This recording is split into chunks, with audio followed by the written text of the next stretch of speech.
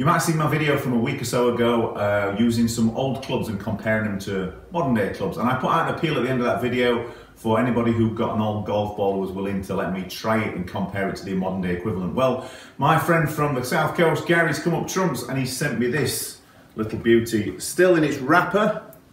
It's a Dunlop 65. Best guess would be that it's around about 1960s.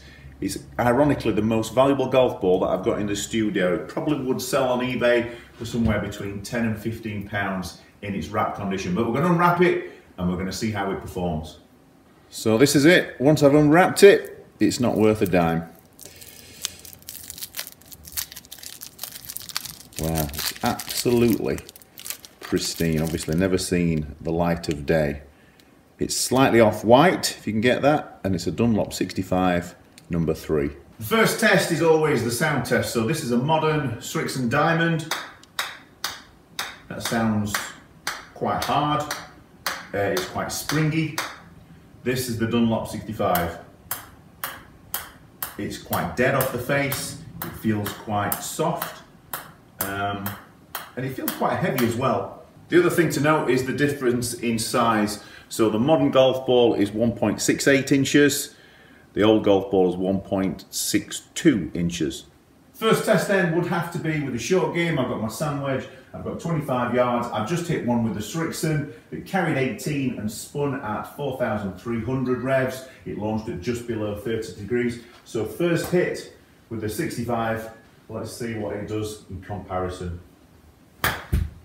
Beautiful strike. It felt very soft off the club face, carried slightly shorter at 16 degrees, launched slightly higher at 33, but spun really well. Similar spin, 4,350. Let's do another one of those.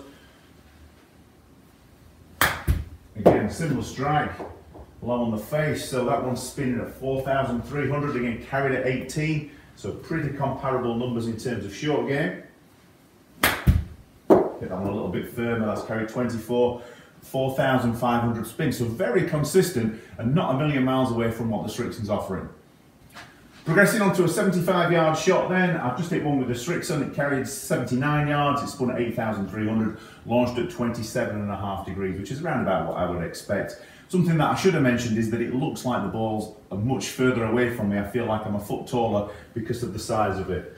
Right, 75 yards. Again, dead off the face.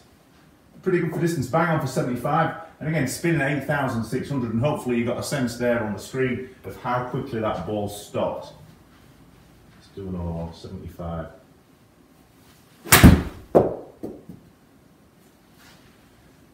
Launch angle slightly lower. More spin this time, 9,600. Maybe this is the future. Maybe we're going back to the 1.62 ball. One more. Pulled that one a little bit, 81 yards, a little bit long, but again 9,000 spins, so actually quite favourable compared to the Strixon at this point. Next up then, it's a full gap wedge. I've just hit the Strixon, it carried 113 yards, launching at 25 degrees and spinning at 9,400. Back to the 65.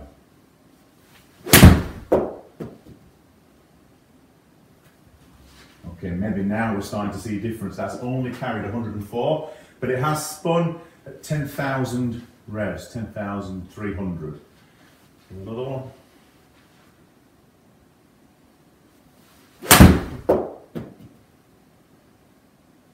Again, 101, 10,300. The spin rate is incredibly consistent.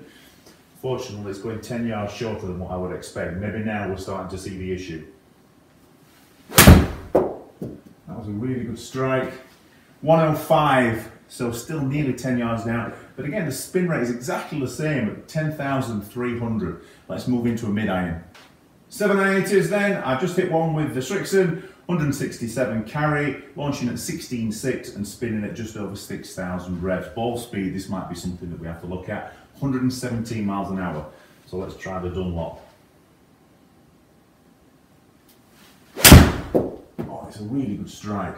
Ball position, speed's down 6 miles an hour, spins up by nearly 1,000, launching it at the same, but only carrying 152 yards, 15 yards shorter.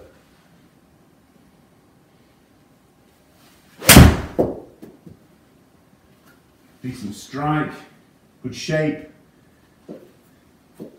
This time 108 ball speed, drop down 151 carry, spins dropped a little bit, 5,600, a little bit more inconsistent. Let's do another one.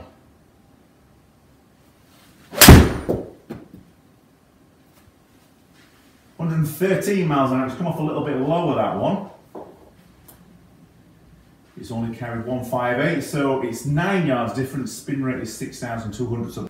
So a decent strike with the Strixon's giving me 274 carry, 154 ball speed, 14 degrees launch, and 2,100 spin. They're pretty optimal numbers for me. Right, this is where the big difference is going to be, I think.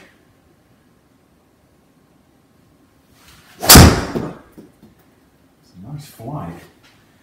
Ball speed 145, carry 248, spin 2,300. Better than I expected. Let's hit another one. It felt really heavy off the club face. It felt like almost solid.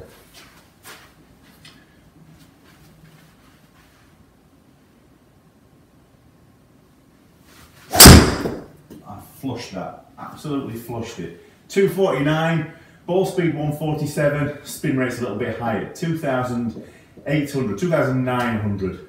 So certainly much shorter, 25, 30 yards shorter. When I first started playing golf, the joke golf ball, if you like, the one that you were disappointed to find, was a Dunlop 65i. Dunlop had lost their way a little bit in the golf market, and they started producing cheaper golf clubs and cheaper golf balls. And what I think you'd find from today's test is the exact reason why they've had to make golf courses longer. That not only does the ball go further, but it's more consistent too. You probably find that the spin rate being less means that you're going to hit it straighter off the tee as well. Thanks once again to Gary for sending me the golf ball, and I've got one more test to show you. I'm going to compare the Dunlop 65 with a persimmon headed driver to today's modern equivalent. I would say that the distance difference is going to be massive.